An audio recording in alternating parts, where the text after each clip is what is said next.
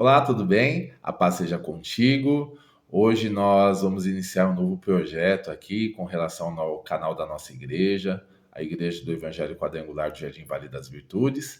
E é nesse canal que nós queremos falar um pouquinho a respeito das mensagens que são pregadas aos domingos, né? Que são a mensagem ali do nosso culto principal, aquelas que alimentam o povo, e futuramente vão ser usadas também como base para dar a orientação para as nossas células, para a orientação dos nossos grupos pequenos que vão atuar nos lares. E normalmente nas segundas-feiras a gente vai fazer esse resumo, né? O resumo da mensagem, o resumo ali daquilo que foi pregado, para que os conceitos eles estejam bem arraigados no nosso coração e para que nós possamos retransmiti-los para aqueles que porventura nós venhamos a cuidar. Então hoje, né, nesse último domingo, nós falamos um pouquinho, né, sobre a prática da igreja, baseado em Tiago, capítulo 2, do verso 1 ao 9. E dentro desse texto fala bem marcado sobre a acepção de pessoas.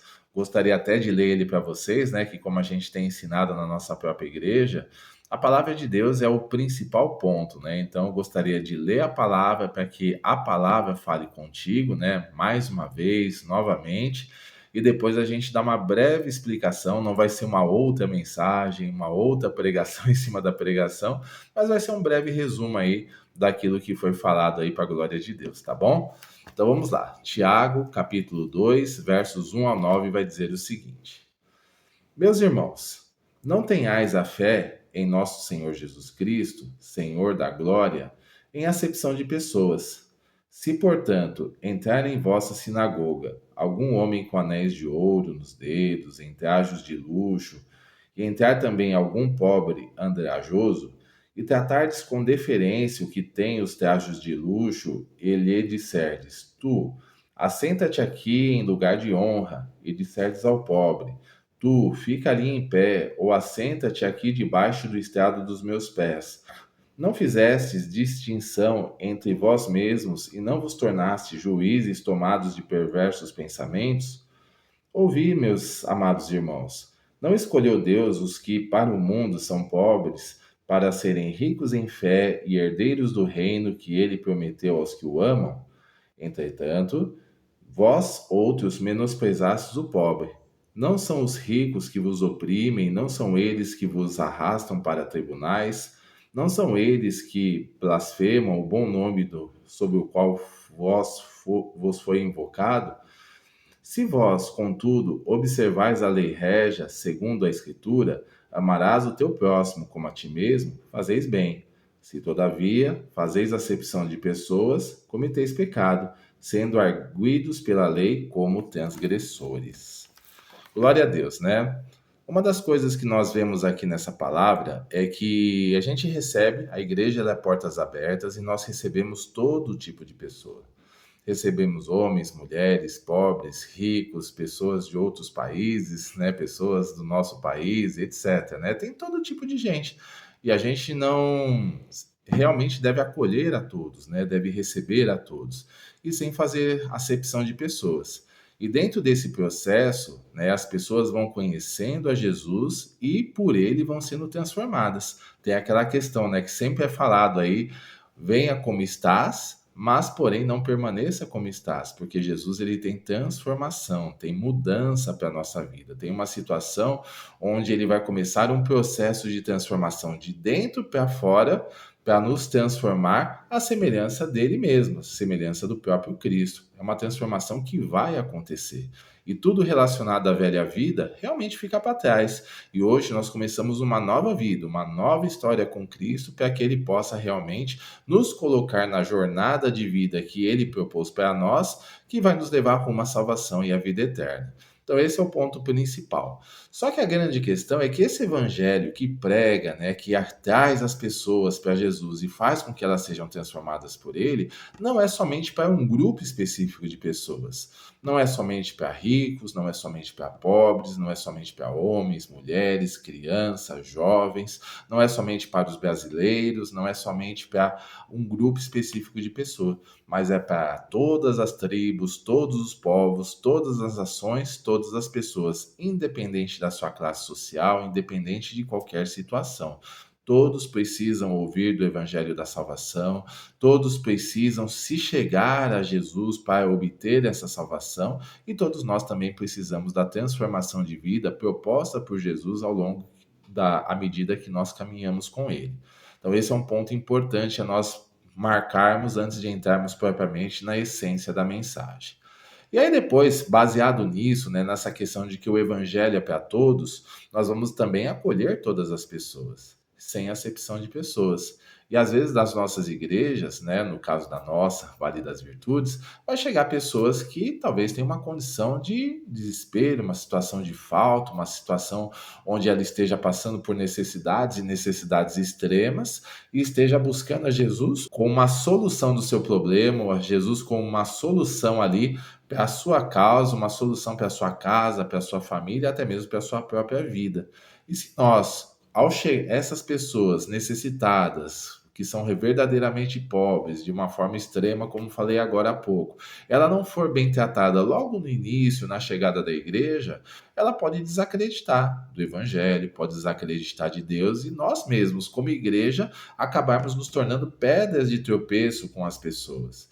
Então, sim, vai entrar pessoas muito bem vestidas, pessoas ricas, pessoas, né, que têm uma condição financeira tranquila nas nossas igrejas, mas também vai entrar certas pessoas que necessitam de algo a mais, necessitam, além da ajuda espiritual, de conhecerem a Jesus, talvez tenham necessidades até mesmo físicas, e elas precisam ser bem recebidas, bem acolhidas, se sentirem bem no nosso meio, para poderem viver a transformação que Jesus tem para a vida delas.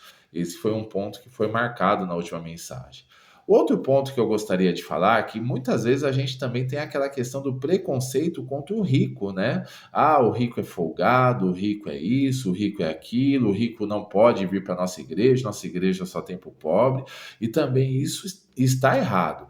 O rico também necessita da salvação. Às vezes ele tem dinheiro, tem uma boa condição, mas por dentro tem um coração triste, um coração depressivo, não tem mais vontade de viver, está preso ali no pecado, está preso em alguma situação que está fazendo com que ele simplesmente passe pela vida, né, e não viva uma vida abundante, uma vida cheia de graça, né, que até mesmo a sua riqueza poderia proporcionar, mas todos nós precisamos de Jesus, inclusive o rico. Ele precisa de Jesus, primeiramente, para o perdão dos seus pecados, o perdão das suas más escolhas, dos seus maus caminhos, e depois também precisa viver a transformação.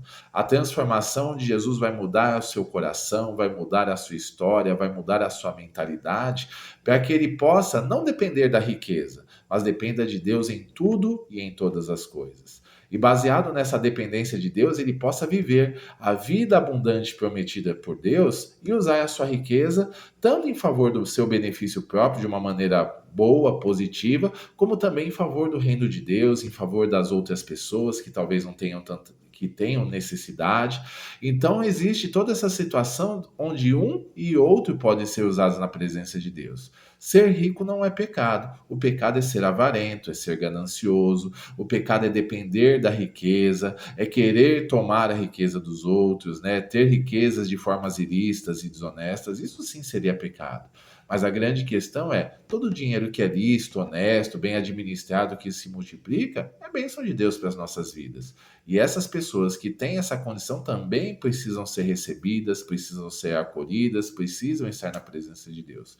E como eu disse agora há pouco, todos nós precisamos da salvação, todos nós precisamos conhecer o Evangelho, conhecer a obra de Jesus na cruz e ter uma aliança viva e verdadeira com Jesus para desfrutarmos da sua boa, perfeita e agradável vontade e da vida abundante que ele tem prometida para nós. Então, esse é um ponto importante e fundamental para nós estarmos vendo.